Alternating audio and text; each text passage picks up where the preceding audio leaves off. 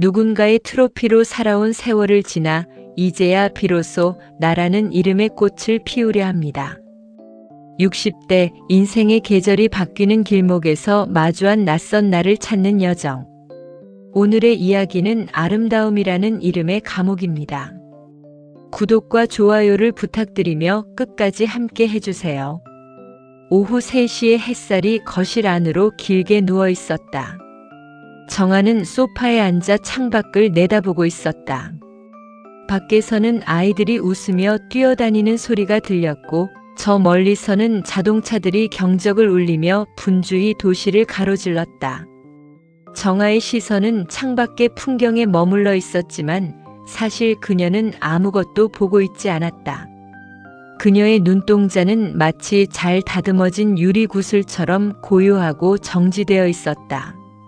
남편 지우는 오늘따라 유난히 활기찼다. 퇴직 후에도 여전히 사회적 관계망 속에서 분주한 그는 외출을 앞두고 옷매무새를 다듬으며 거실을 왔다 갔다 했다. 그는 정아의 곁을 지나갈 때마다 그녀의 어깨를 가볍게 짚거나 머리카락을 살짝 쓸어 넘기곤 했다. 그 손길은 아주 다정해 보였지만 정아에게는 마치 전시된 도자기의 표면을 확인하는 감정사의 손길처럼 느껴졌다. 정아는 지훈이 지나갈 때마다 습관처럼 몸을 약간 굳히곤 했다. 그가 요구하는 완벽한 아내의 모습을 흐트러뜨리지 않기 위한 본능적인 경직이었다. 당신 오늘 이목걸이 좀 해봐. 어제 선물한 거 말이야. 이번 모임에 아주 잘 어울릴 것 같아. 지우는 화장대 위에 놓인 진주 목걸이를 집어 정아의 목에 걸어주었다. 차가운 진주알이 정아의 쇄골 위에서 서늘하게 맞닿았다. 지우는 만족스러운 듯 뒤로 물러나 정아의 얼굴을 뜯어보았다. 그의 눈빛에는 애정뿐만 아니라 소유에 대한 확신이 짙게 배어 있었다. 60대 초반인 정아는 여전히 40대 후반이라 해도 믿을 만큼 고운 피부와 세련된 분위기를 지니고 있었다. 그것은 정아 본인의 노력이기도 했지만 남편 지훈의 철저한 관리 덕분이기도 했다. 그가 정해준 고급 스킨케어 루틴, 규칙적인 운동 시간, 그리고 식탁 위에 올라오는 정량화된 건강식까지. 정아의 삶은 마치 잘 짜인 매뉴얼을 따라가는 기계와 같았다. 정아는 거울 속에 자신을 보았다. 은은한 조명 아래 비친 그녀의 얼굴은 더할 나위 없이 완벽했다. 그러나 그 완벽함이 어딘지 모르게 박제된 것처럼 느껴졌다. 그녀는 거울 속 여자를 보며 문득 생각했다. 저기 저 여자는 누구일까? 남편은 그녀가 조금이라도 피곤한 기색을 보이면 당신 얼굴이 왜 그래? 어디 아파? 라며 예민하게 반응했다. 마치 자신이 정성껏 갖고 온 화단의 잡초 하나가 도단한 것을 발견한 정원사처럼 말이다. 정아는 남편의 기준에 맞추기 위해 10년이 넘는 시간 동안 표정 하나, 말투 하나, 심지어 식단까지 조절하며 살아왔다. 친구들은 그런 정아를 보며 부러움 섞인 목소리로 남편 복이 참 많다고 말하곤 했지만 그 복이라는 것이 결국 정아 자신을 지우고 남편의 명예를 세우는 일이라는 사실을 누구도 알지 못했다. 정아는 종종 거울 앞에 앉아 있을 때 자신이 사람이라기보다는 그저 누군가의 화려한 서재 한복판에 놓인 비싼 장식품처럼 느껴지곤 했다. 정아는 천천히 자리에서 일어나 화장대로 향했다. 거울에 비친 자신의 얼굴을 손끝으로 훑었다. 눈가에 잡힌 미세한 주름들이 손끝에 걸렸다. 남편은 이 주름조차도 그녀의 미모를 방해하는 불청객으로 여겼다. 하지만 정아에게 그 주름은 지난 60년이라는 시간 동안 그녀가 겪어온 기쁨과 슬픔 그리고 인내의 기록이었다. 아이들이 자라나 품을 떠나던 날의 서운함, 삶의 고비를 넘기며 흘렸던 남모를 눈물, 그리고 스스로 감내해야 했던 수많은 밤의 고독들이 그 주름마다 촘촘히 새겨져 있었다. 그런데도 남편은 그 모든 세월을 오직 아름다움의 퇴색이라는 결과론적인 단어로만 폄하했다. 여보 다 됐어? 늦겠다. 지훈의 재촉하는 목소리가 거실에서 들려왔다. 정아는 진주 목걸이를 다시 한번 매만졌다. 차가운 진주알이 목을 짓누르는 기분이었다. 정아는 작게 한숨을 내쉬었다. 그녀는 오늘 자신이 왜 이토록 서늘한 공포를 느끼는지 그 이유를 정확히 알 수 없었다. 다만 한 가지 분명한 것은 그녀가 이제는 더 이상 거울 속의 저 완벽한 인형으로 머물고 싶지 않다는 사실이었다. 현관문을 나서며 정아는 마지막으로 거울을 보았다. 거울 속의 정아는 여전히 우아하게 미소 짓고 있었지만 그 미소 뒤에 숨겨진 눈빛은 텅 비어 있었다. 그녀는 남편의 팔짱을 끼며 습관처럼 단정한 미소를 지었다. 밖으로 나가면 사람들은 또 그녀의 미모를 칭찬할 것이고 남편은 그 칭찬을 자신의 공로인 양 어깨를 으쓱하며 받아들일 것이다. 마치 자신이 정아의 모든 것을 기획하고 관리한 위대한 창조주라도 된 것처럼. 엘리베이터를 기다리는 동안 정아는 주머니 속에 든 손을 꽉 쥐었다. 손바닥 안에서 손톱이 살을 파고들었다. 통증이 느껴지자 그제야 비로소 자신이 살아있다는 실감이 났다. 정아는 문득 내가 과연 내 인생을 살고 있는 것이 맞는지 아니면 그저 지훈의 삶을 완성하기 위한 조연으로 캐스팅된 것인지 자문해 보았다.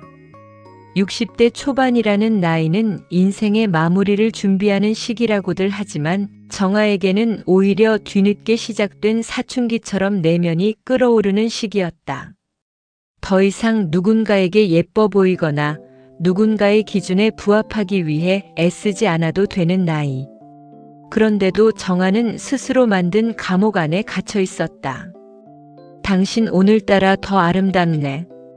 남편이 그녀의 손을 잡으며 말했다. 정아는 그저 고개를 끄덕였다. 그녀의 입술은 미소 짓고 있었지만 마음속에서는 무언가 작은 소리가 들려왔다. 그것은 오래전부터 그녀의 안에서 잠자고 있던 목소리였다. 이제 곧 그 목소리가 밖으로 터져 나오려 하고 있었다. 오늘 밤 그 인형의 가면이 서서히 벗겨지기 시작할 것임을 그녀는 예감하고 있었다. 그것은 결코 아름다운 모습은 아닐지라도 적어도 이제까지의 가짜보다는 훨씬 더 나와 가까운 모습일 것이라는 확신이 들었다.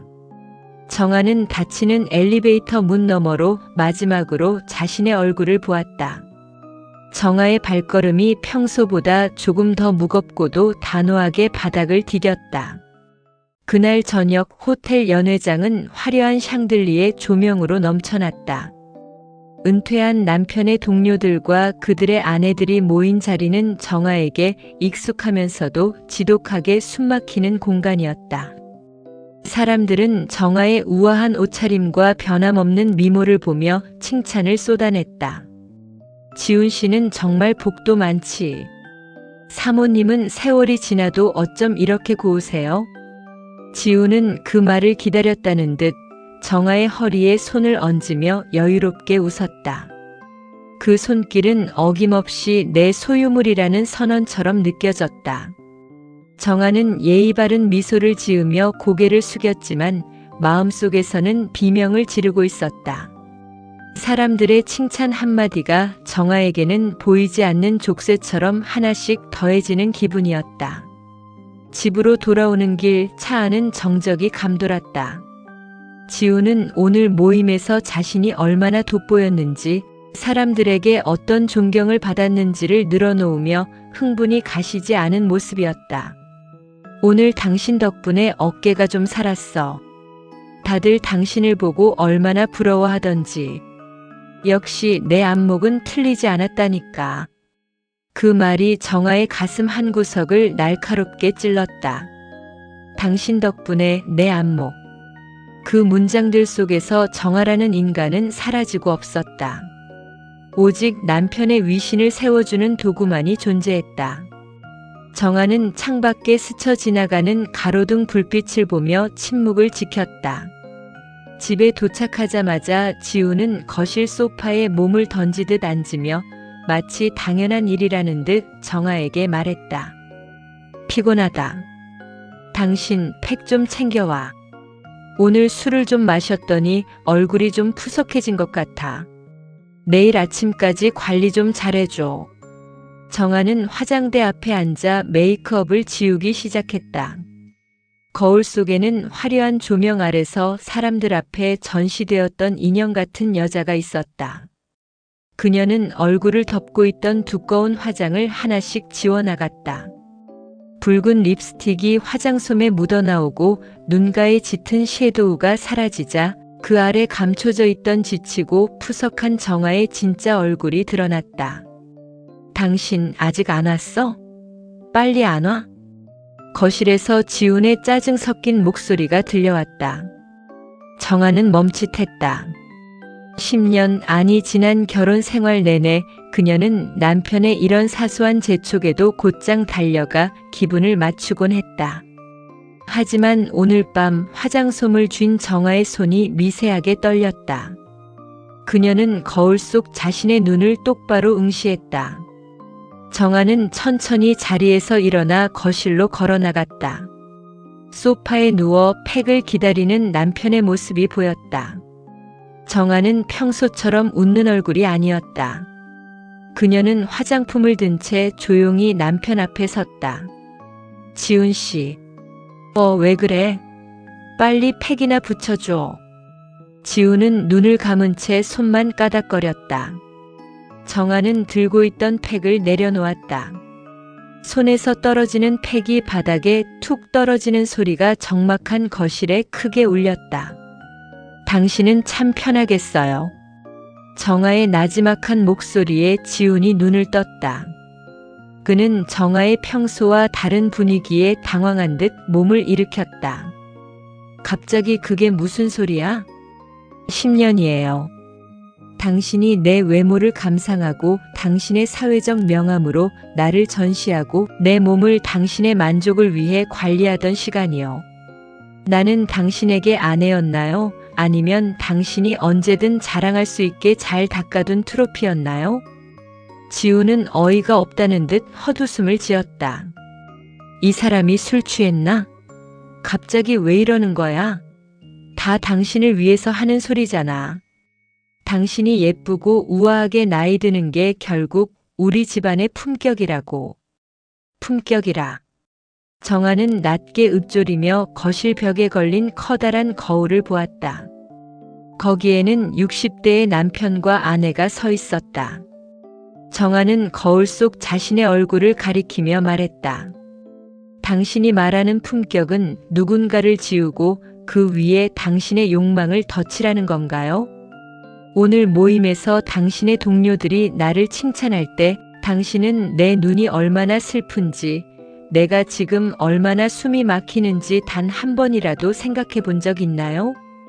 당신에게 나의 아름다움은 그저 당신의 성공을 장식하는 보석일 뿐이었죠. 이제는 그 보석이 지겨워요. 정아의 목소리는 떨리지 않았다. 오히려 차갑고 단단하게 가라앉아 있었다. 지우는 정아를 멍하니 바라보았다. 한 번도 본 적 없는 마치 낯선 타인을 마주하는 듯한 눈빛이었다. 당신 정말 왜 이래? 나이 먹어서 왜 이런 주책을? 주책이라도 좋아요. 당신 눈에 비친 나는 이제 죽었어요. 당신이 만든 그 진열장 속에서 내가 느꼈던 건 행복이 아니라 아주 서서히 말라 죽어가는 고통이었다고요. 정아는 남편의 앞에 놓인 팩을 발로 밀어버렸다. 팩봉지가 바닥을 굴러갔다. 그것은 마치 금이 가기 시작한 거울처럼 두 사람 사이에 완벽했던 질서가 깨지는 소리였다. 정아는 뒤도 돌아보지 않고 자신의 방으로 들어갔다. 방문을 닫고 침대에 앉은 그녀의 가슴이 미친 듯이 뛰고 있었다. 평생 처음으로 남편에게 내뱉은 반항. 그것은 두려움보다 훨씬 더 큰 해방감을 가져다 주었다.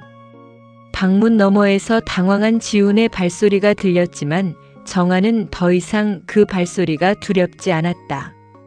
거울이 깨진 자리에는 이제 새로운 현실이 놓여 있었다. 그녀는 창문을 열어 밤 공기를 들이마셨다. 비록 불안했지만 그 공기는 이전보다 훨씬 더 자유롭고 차가웠다. 정아는 처음으로 오직 자기 자신만을 위한 깊은 숨을 들이켰다. 다음 날 아침 집 안에는 날카롭고도 무거운 침묵이 가라앉아 있었다. 평소라면 부엌에서 달그락거리는 식기 소리와 함께 은은한 원두.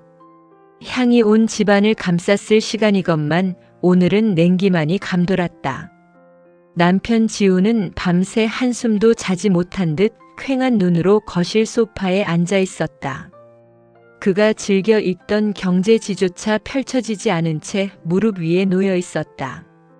정아는 방문을 열고 나와 일상의 관성처럼 주방으로 향했다.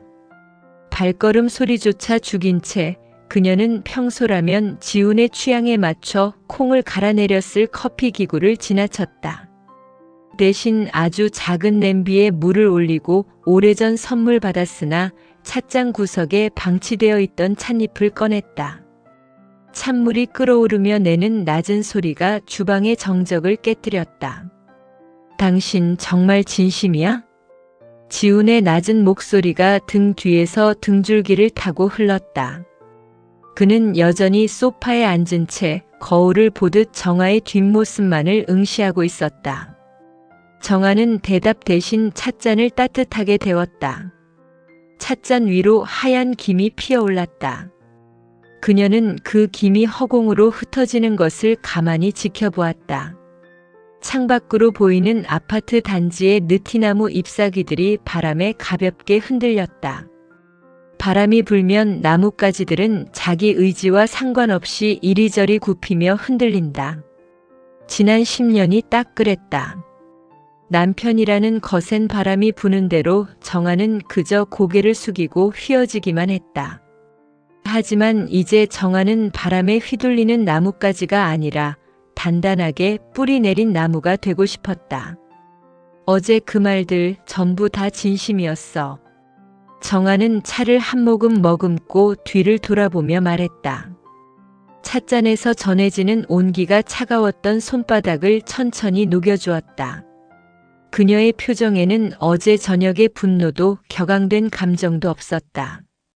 다만 아주 깊은 곳에서부터 차오른 고요한 단호함만이 남아있었다. 지우는 당혹감을 감추지 못한 채 자리에서 일어났다.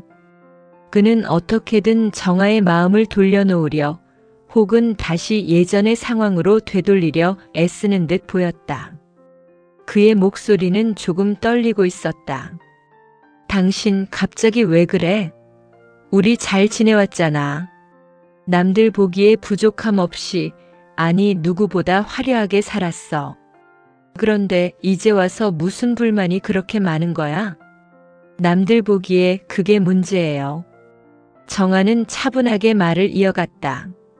창문을 통해 들어오는 오전의 햇살이 그녀의 어깨 위에 내려앉았다. 당신은 항상 남들을 위해 나를 꾸몄죠. 내가 무엇을 좋아하는지, 내가 어떤 단어들을 고를 때 내 마음이 뛰는지 물어본 적 있나요? 당신에게 나는 당신의 성공을 뒷받침하는 배경이었을 뿐이에요. 내 생의 절반을 당신이라는 액자 안에 갇혀서 당신이 원하는 그림으로만 채워졌던 거예요. 이제는 그 배경에서 걸어 나와 내 인생의 주인공으로 살고 싶어요. 내 이름 석자로 말이죠.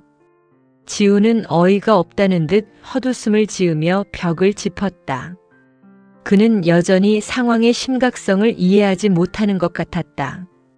그는 정아가 겪고 있는 내면의 변화를 단순히 갱년기의 일시적인 우울감이나 감정 기복으로 치부하고 싶어 했다.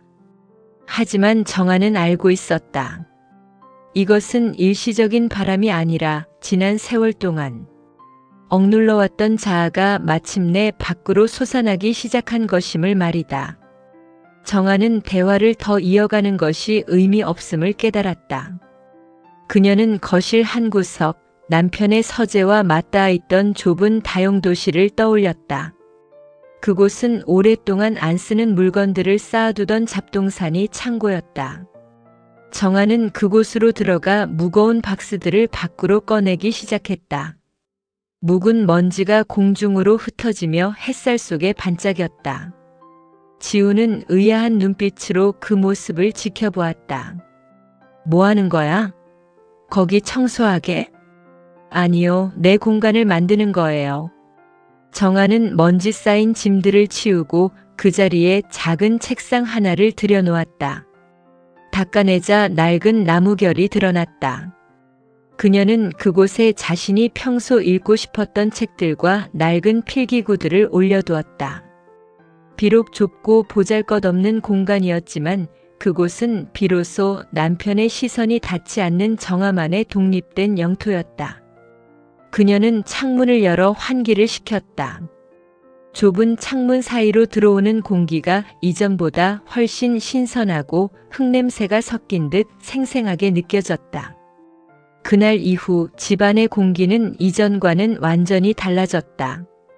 지우는 여전히 서재에서 업무를 보거나 전 동료들과 연락을 주고받으며 자신의 사회적 지위를 확인하려 애썼지만 정아는 더 이상 그에게 맞추지 않았다. 그녀는 거실에 나와 TV를 보는 대신 다용도실의 작은 책상 앞에 앉아 글을 썼다. 때로는 창밖을 보며 멍하니 시간을 보내기도 했다. 책상의 모서리를 손끝으로 쓸어내릴 때 느껴지는 그 거칠고 따뜻한 감각이 지난 10년의 차가운 보석들보다 훨씬 더 정아의 마음을 평온하게 했다. 처음에는 지훈도 화를 내거나 훈수를 두며 그녀의 평화를 깨트리려 했다. 하지만 정아는 그가 화를 낼 때마다 그저 조용히 방으로 들어가 문을 닫았다. 그녀가 보여주는 이 고유한 저항은 그 어떤 비난보다도 강력하게 지훈을 고립시켰다. 시간이 지날수록 침묵의 무게는 더욱 깊어졌다. 하지만 그 침묵은 이제 정아에게 더 이상 견디기 힘든 고통이 아니었다. 오히려 그 침묵 속에서 정아는 자신만의 호흡을 되찾고 있었다. 60대의 초입에서 마주한 이 고요한 변화. 그것은 화려했던 인형의 삶을 뒤로하고 진정한 나 자신을 찾아가는 첫 번째 관문이었다. 정아는 책상 앞에 앉아 펜을 들었다. 이제부터는 누군가에게 보여주기 위한 삶이 아니라 오직 나 자신만을 위한 이야기를 적어 내려가고 싶었다.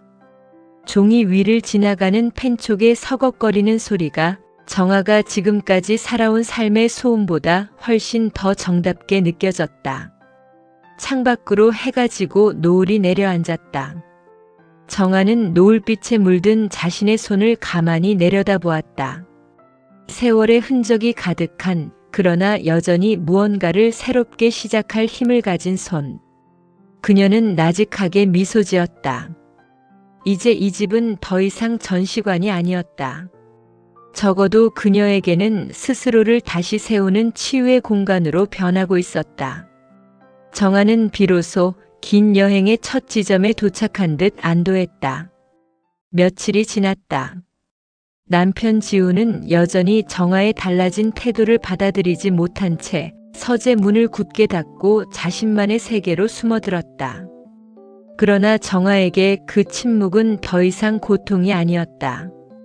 오히려 그것은 그녀가 인생의 두 번째 계절을 맞이하며 잊고 지냈던 자신의 목소리를 듣기 위해 필요한 맑고 고요한 호수 같은 시간이었다. 정아는 이른 아침 남편이 잠든 사이 조용히 현관문을 열고 밖으로 나섰다. 새벽의 공기는 서늘했고 골목길에는 막 깨어나기 시작한 도시의 생기가 감돌았다. 그녀는 화려한 실크 스카프를 두르는 대신 목을 따뜻하게 감싸주는 투박한 니트 머플러를 둘렀다. 평소라면 남편이 너무 수수하지 않니? 라며 핀잔을 주었을 차림이었지만 오늘은 거울 속의 자신이 낯설기보다 오히려 더 편안하게 느껴졌다. 정아는 굽 높은 구두를 신는 대신 발바닥의 감촉이 온전히 느껴지는 단정한 운동화를 신었다. 운동화가 아스팔트에 닿을 때마다 발바닥을 타고 전해지는 진동이 좋았다. 그녀는 평소 남편의 눈치를 보느라 가보지 못했던 동네 뒷골목을 걷기 시작했다. 낮은 담장 너머로 이름 모를 꽃들이 피어 있었고 이른 아침 시장을 향하는 노점상들의 활기찬 목소리가 정아의 귓가에 내려앉았다. 그전까지 정아의 세상은 남편의 고급 승용차 창문을 통해 바라보는 관람석 같은 곳이었다면 이제는 그녀가 직접 발을 딛고 숨쉬는 무대가 되었다. 한참을 걷다 정아는 작은 동네 서점 앞 벤치에 앉았다. 서점 유리창에 비친 자신의 모습이 보였다. 화장기 없는 얼굴, 조금은 헝클어진 머리카락, 그리고 반백의 세월을 고스란히 간직한 눈가와 입가의 주름들. 예전의 정아라면 이 모습을 보며 서둘러 감추려 했겠지만 지금의 그녀는 그 모습을 가만히 응시했다. 저게 정말 나구나. 그녀는 주머니에서 작은 수첩을 꺼냈다. 며칠 전 다용도실의 작은 책상에서 시작했던 글쓰기였다. 정아는 펜을 들어 오늘 아침 거리에서 보았던 풍경들을 적어 내려가기 시작했다.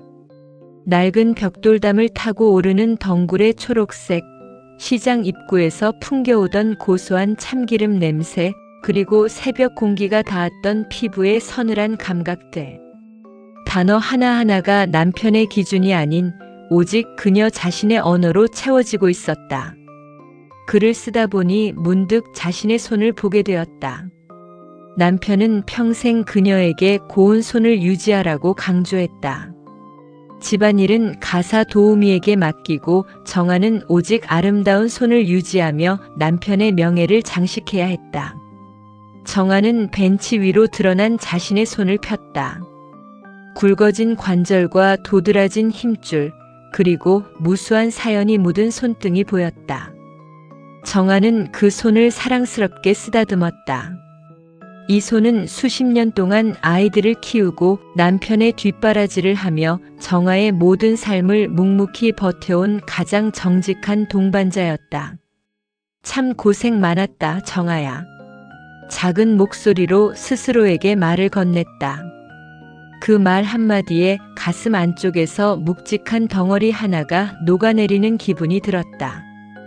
그녀는 화장품 가게의 진열대 앞에서 매번 망설이던 비싼 기능성 크림 대신 약국에서 파는 순하고 향 없는 크림을 샀다.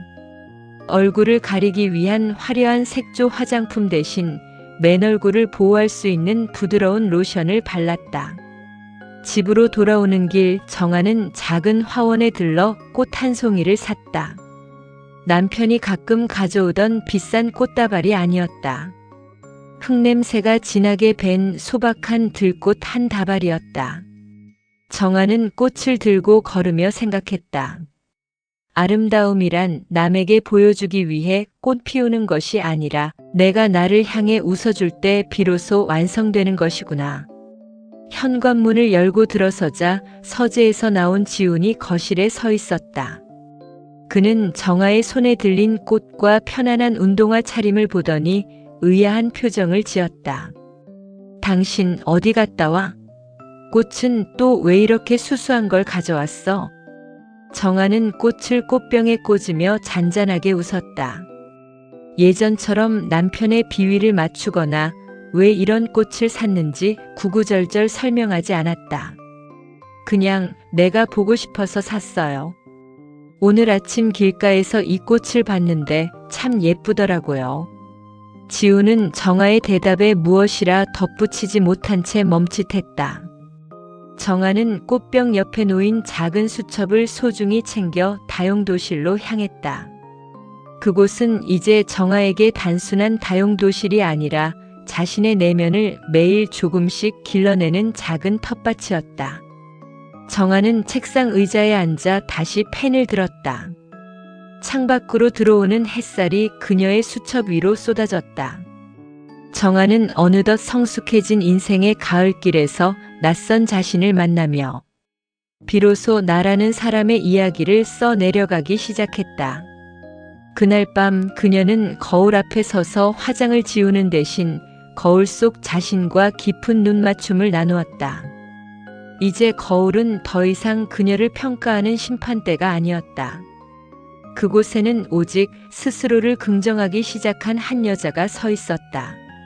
정아는 책상 조명을 끄고 어둠 속에 가만히 앉아보았다. 어둠은 그녀에게 안온한 침묵을 선물했다. 지우는 아직 거실에서 TV 소리를 낮춘 채 소파에 머물러 있었다. 예전 같으면 남편의 눈치를 보느라 덩달아 긴장하며 방 안에서 숨을 죽였겠지만 이제 정아는 자신의 내면에서 일렁이는 평화로운 파동을 온전히 즐겼다. 책상 위에 놓인 작은 들꽃이 달빛을 받아 하얗게 빛났다. 정아는 비로소 자신이 세상의 관찰자가 아닌 주체적인 창조자로 살아가고 있음을 실감했다. 그녀가 적어 내려간 수첩의 문장들은 결코 대단한 진리를 담고 있지는 않았다. 그러나 그 문장들은 정아가 살아온 날들의 고단함과 그 속에서도 잃지 않았던 꿈들을 비추는 거울이었다. 내일은 또 어떤 풍경이 정아를 기다리고 있을까? 그녀는 이제 두렵지 않았다. 남편의 시선이라는 투명한 유리벽은 이미 깨져 있었고 그 너머로 불어오는 바람은 조금 거칠지라도 그녀의 폐부 깊숙이 박혀있던 묵은 숨을 씻어내기에 충분했기 때문이다. 그녀는 창문을 조금 더 열었다. 밤 공기가 다용도실 안으로 깊숙이 스며들어 그녀의 뺨을 부드럽게 어루만졌다. 정아는 그렇게 스스로가 써내려가는 새로운 계절 속에서 서서히 자신을 꽃피우고 있었다. 정아의 변화는 지훈에게 감당하기 어려운 파장이었다. 그는 집안을 감싸고 있던 정교한 질서가 무너져 내리는 것을 보며 마치 공들여 쌓은 성벽이 서서히 허물어지는 듯한 불안을 느꼈다. 평소라면 아침 식탁을 채우던 정갈한 반찬들은 간소해졌고 정아는 더 이상 그의 일정을 챙기거나 외출 준비를 돕지 않았다. 다용도실의 작은 책상 앞에 앉아 무언가를 적거나 생각에 잠기는 그녀의 뒷모습은 지훈이 알고 있던 정아라는 인형이 아니라 완전히 다른 존재처럼 느껴졌다. 그는 정아가 그 좁은 공간에서 자신만의 세계를 확장해 나갈수록 자신이 갈수록 작아지고 소외된다는 서늘한 소외감을 견뎌야 했다. 그날 저녁 지훈은 참다 못해 거실 한가운데 서서 정아를 불러 세웠다. 그의 목소리에는 서운함과 분노 그리고 이해받지 못한 자의 애처로운 비명이 뒤섞여 있었다. 당신 언제까지 이럴 거야? 나한테 화난 게 있다면 풀고 다시 예전처럼 지내면 안 돼? 내가 당신에게 무엇을 그렇게 잘못했다고 이렇게까지 사람을 투명 인간 취급하는 거야? 정아는 손에 들고 있던 펜을 내려놓고 천천히 자리에서 일어났다. 그녀는 지훈의 붉게 달아오른 얼굴을 가만히 바라보았다.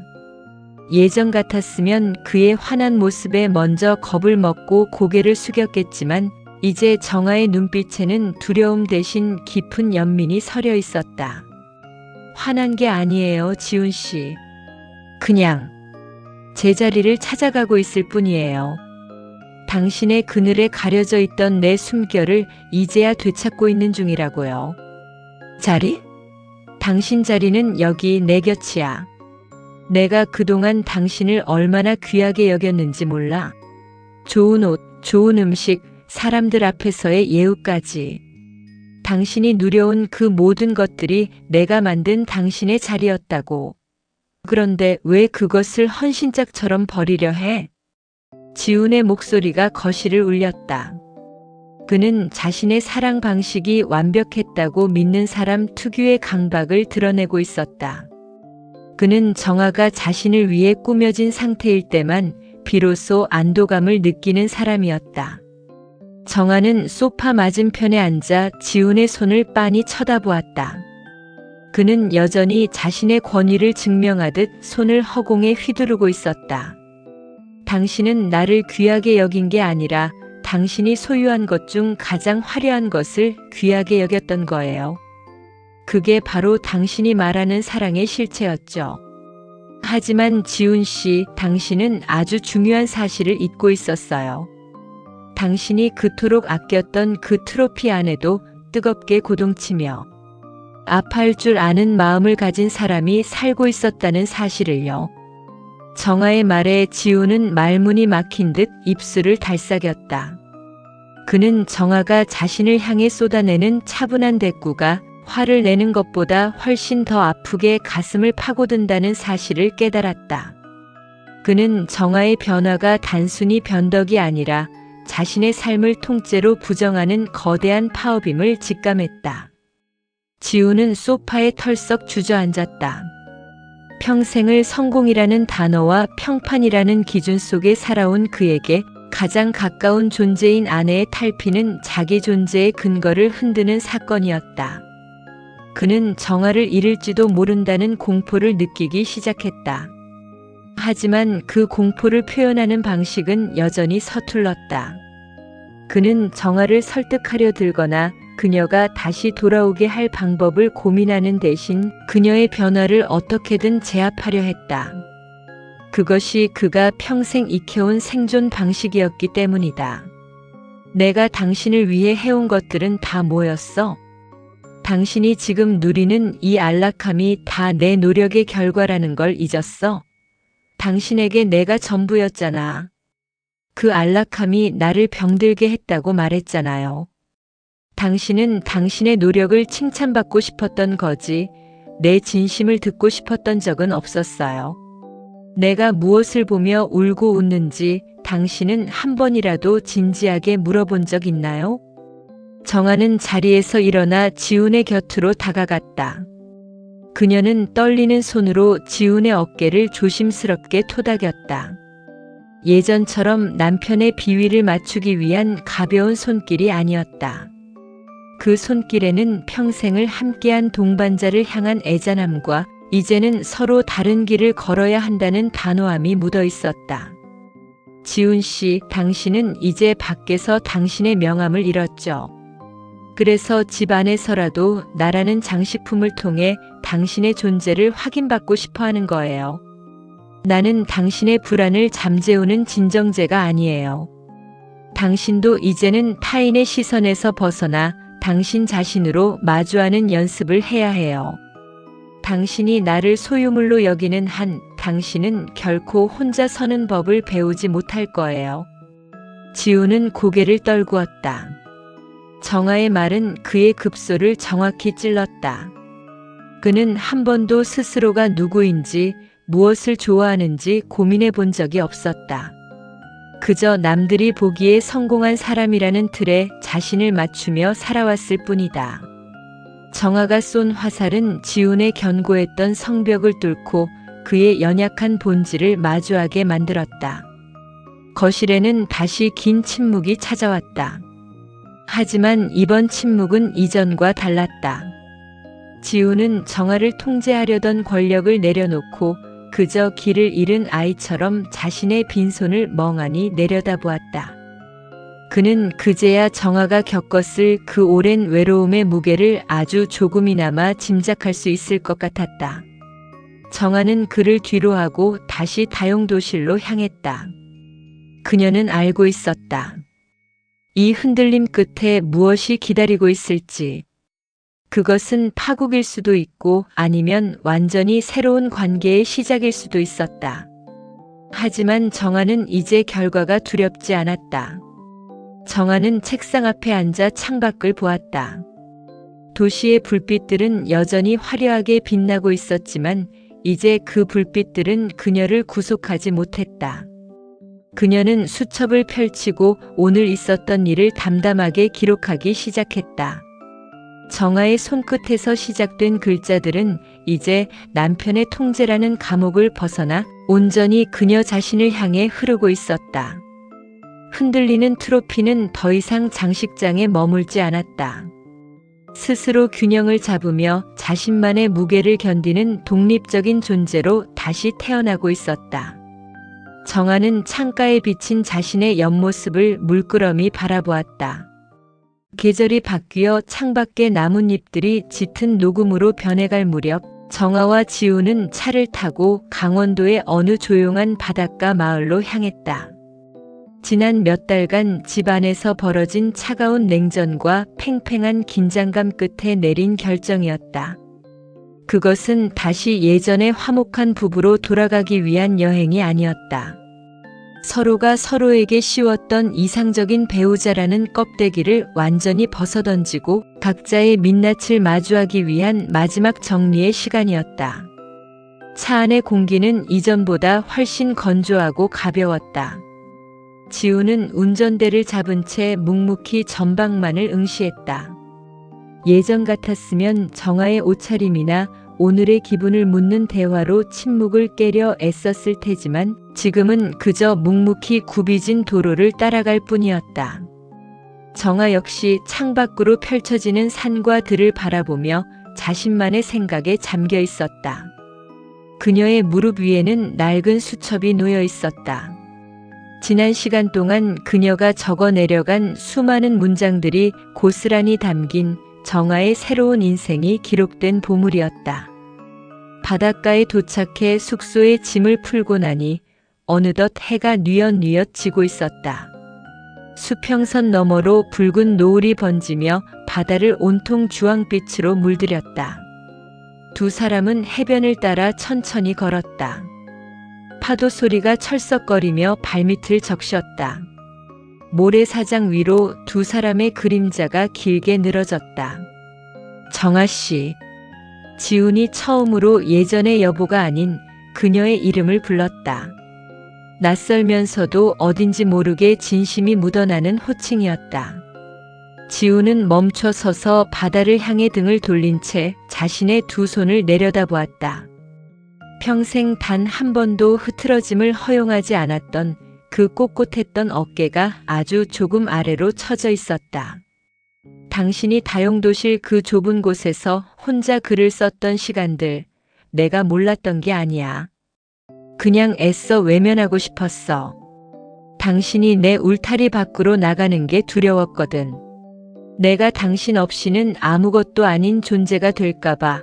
당신이 그 좁은 문을 열고 나가면 당신이 더 이상 내 곁에 없을까봐. 그게 무엇보다 무서웠어. 지훈의 고백은 예상보다 훨씬 솔직하고 아팠다. 그는 자신의 손가락 마디마디를 꽉 쥐고 있었다. 마치 자신의 방어 기제가 무너져 내리는 것을 막으려는 듯 했다. 그의 눈가에는 세월이 빚어놓은 깊은 골짜기가 파여 있었고 그 속에는 정아보다 더 깊은 허무와 불안이 자리 잡고 있었다. 그는 평생을 타인의 인정이라는 가짜 화폐로 자신의 가치를 증명하며 살아왔던 것이다. 정아는 그의 곁으로 다가가 그의 떨리는 어깨를 가만히 응시했다. 그녀의 눈에 비친 지우는 더 이상 거대하고 위압적인 남편이 아니었다. 그저 타인의 시선이라는 거울에 비친 자신의 모습이 사라질까봐 전전긍긍하던 겁 많은 한 노인이었다. 정아는 그의 셔츠 소매 끝에 묻은 먼지를 가만히 털어내며 지난 10년 동안 그가 품고 있었을 골문 상처를 직시했다. 그는 자신의 내면이 비어있다는 사실을 감추기 위해 끊임없이 정아라는 아름다운 외피를 덧입히고 있었던 것이다. 당신은 나의 장식품이 아니라 나와 같은 눈높이에서 숨쉬는 사람이었어. 그걸 인정하는데 너무 오랜 시간이 걸렸네. 내가 당신을 예쁘게 치장하고 가두려 했던 건 사실 당신이 내 곁에 있어야만 내가 겨우 살아있는 사람처럼 느껴졌기 때문이야. 지훈의 목소리가 파도 소리에 섞여 희미하게 떨렸다. 정아는 그의 투박한 손등 위로 자신의 손을 살며시 얹었다. 손등의 피부는 예전보다 훨씬 거칠어졌고 푸른 힘줄이 도드라져 있었다. 그것은 정아의 손과 마찬가지로 그가 짊어지고 왔을 삶의 무게였다. 그 거친 감촉이 정아의 손바닥에 닿는 순간 지난 세월 동안 서로에게 찔러주었던 수많은 가시들이 툭툭 떨어져 나가는 것 같았다. 정아는 그의 눈을 보며 옅은 미소를 지었다. 그녀의 마음속에는 이제 원망이나 분노가 남아있지 않았다. 대신 그 자리에 깊은 연민과 이해가 자리했다. 그녀 또한 남편의 그릇된 소유욕에 동조하며 스스로를 잃어버리는 것을 방치했던 공범이었음을 깨달았기 때문이다. 우리 이제 서로를 소유하려 하지 말아요. 당신은 당신의 삶을 찾고 나는 나만의 정원을 가꿀게요. 우리가 함께 늙어가는 시간은 이제 내 아내, 내 남편이라는 이름이 아니라 각자의 인생을 치열하게 살아온 두 사람이 나누는 존중의 시간이 되었으면 해요. 지우는 말없이 고개를 끄덕였다. 바닷바람이 두 사람의 머리카락을 흩뜨렸다. 화려한 보석이나 거칠애 같은 것은 하나도 없는 아주 평범하고도 숭고한 순간이었다. 그들은 서로를 안지도 손을 잡지도 않았지만 그 어느 때보다 깊게 연결되어 있음을 느꼈다. 숙소로 돌아오는 길 정아는 바다 향이 밴 옷을 털며 생각했다. 화해라는 단어는 거창하다. 그저 서로가 서로에게 씌웠던 기대를 내려놓고 상대방의 상처난 민낯을 있는 그대로 바라보는 것. 그것이야말로 진정한 관계의 시작임을 말이다. 그날 밤 지우는 거실 소파에 앉아 낯선 창밖의 밤바다를 바라보며 처음으로 타인의 시선이 아닌 자신의 내면과 조용히 대화를 나누기 시작했다. 정아는 창문을 살짝 열었다. 파도 소리가 더욱 가깝게 들려왔다. 이제 그녀는 거울 속에서 누군가의 아내를 찾는 대신 그저 자기 자신으로 존재하기 위해 깊고 고요한 숨을 들이켰다. 내일 아침 어떤 햇살이 바다를 비출지 기대가 되었다. 낯설지만 희망적인 내일이 그녀를 기다리고 있었다. 강원도에서 돌아온 후 정아의 일상은 이전과 확연히 달라져 있었다. 집안의 풍경은 그대로였지만 그 속에 담긴 공기의 질감과 정아의 표정은 완전히 새로운 색채를 띠고 있었다. 다용도실의 좁은 창고를 개조한 그 작은 공간은 이제 정아가 세상과 온전히 소통하는 창구가 되었다. 그녀는 매일 그곳에서 자신의 이야기를 써내려갔다. 화려한 수식어도 남을 의식한 꾸밈도 없는 오직 그녀의 마음에서 길어올린 투명한 문장들이었다. 낡은 책상 위에 놓인 스탠드 조명이 비추는 하얀 종이 위로 정아의 펜촉이 사각거리는 소리는 그녀가 평생을 통틀어 들었던 그 어떤 음악보다도 감미로웠다. 지훈 또한 변했다. 그는 더 이상 서재에 자신을 가두지 않았다. 거실에서 조용히 책을 읽거나 가끔은 정아가 쓴 짧은 글을 넌지시 읽어보기도 했다. 그는 정아의 변화를 방해하는 대신 그 변화가 피워내는 결실을 가만히 지켜보았다. 그것은 어색하지만 분명한 존중의 태도였다. 서로의 공간을 인정하고 타인이 아닌 개별적인 주체로서 마주하는 법을 배우는 과정이었다. 남편은 이제 정아가 거실에 나와 가만히 창밖을 응시하거나 낡은 수첩을 펼쳐 무언가를 적을 때 더 이상 그녀의 시선을 방해하지 않았다. 그는 자신의 몫으로 주어진 고독을 받아들이는 법을 배우고 있었고 정아 역시 남편의 침묵이 자신을 옥죄는 감옥이 아니라 서로의 영역을 지켜주는 적절한 거리임을 이해하기 시작했다. 어느 화창한 오후 정아는 집 근처 공원을 산책했다. 화장기 없는 맨 얼굴에 가벼운 스카프 하나를 두른 차림이었다. 공원 벤치에 앉아 바람에 흔들리는 나뭇잎을 바라보는데 옆을 지나가던 젊은 여자가 정아를 흘끗 보았다. 예전의 정아였다면 타인의 시선에 신경을 쓰고 거울을 보았겠지만 지금의 그녀는 그저 싱긋 웃어 보였다. 그 미소에는 타인에게 인정받으려는 욕구 대신 자신을 온전히 긍정하는 사람만이 가질 수 있는 단단하고 평온한 기운이 담겨 있었다. 그녀는 문득 자신의 손을 내려다보았다. 세월이 남긴 주름과 거칠어진 피부 위로 햇살이 부드럽게 내려앉았다. 예전에는 이 손이 남편의 성공을 장식하는 보석을 끼기 위한 틀이라고만 생각했었다.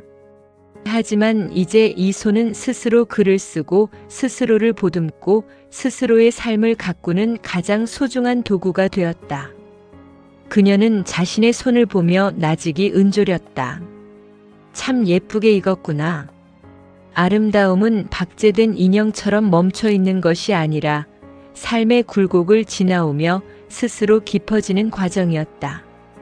정아는 자신이 겪어온 지난날의 고독과 눈물, 그리고 스스로 감옥문을 열고 나온 용기가 모두 지금의 자신을 완성한 영양분이었음을 깨달았다. 그녀는 더 이상 누군가의 트로피로 살지 않았다. 누군가의 아내라는 이름 뒤에 숨지도 않았다. 그저 정아라는 이름으로 자신만의 속도와 색깔을 가진 한 송이 꽃으로 피어 있었다. 집으로 돌아온 정아는 화병에 꽂힌 들꽃을 바라보았다. 들꽃은 화려하지는 않지만 자신만의 생명력으로 그 자리를 지키고 있었다. 지훈이 다가와 그녀의 옆에 섰다. 그는 정아를 소유하려 했던 과거의 시선을 버리고 이제는 정아라는 사람 자체를 진지하게 응시했다. 당신 요즘 정말 좋아 보여. 예전보다 더 편안해 보여. 그 말에는 예전과 같은 평가나 감상이 없었다. 그저 정아의 상태를 있는 그대로 받아들이는 담백한 인정이 담겨 있었다. 정아는 지훈을 향해 환하게 웃었다. 응, 이제야 비로소 내가 보이는 것 같아. 예전엔 당신이 만든 액자 속에 갇혀 내가 어떻게 생겼는지도 몰랐는데 이제는 내 주름 하나하나가 다 귀하게 느껴져. 두 사람은 거실 창가에 나란히 앉아 저물어가는 노을을 보았다. 이제 그들은 서로를 묶어두는 족쇄가 아니라 서로의 삶을 지지하는 동반자가 되어가고 있었다. 지훈은 정아에게 찻잔을 내밀며 조용히 물었다. 당신이 쓰는 그 글들 나중에 나도 처음부터 끝까지 다 읽어봐도 될까? 정아는 놀란 듯 그를 바라보았고 이내 고개를 끄덕였다.